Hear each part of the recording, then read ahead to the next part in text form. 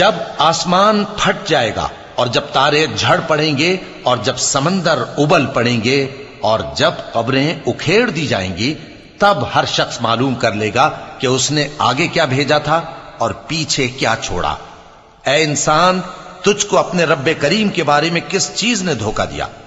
وہی تو ہے جس نے تجھے بنایا، پھر تیرے اعضاء کو درست کیا اور تیری قامت کو معتدل رکھا، جس صورت میں چاہا تجھے جوڑ دیا۔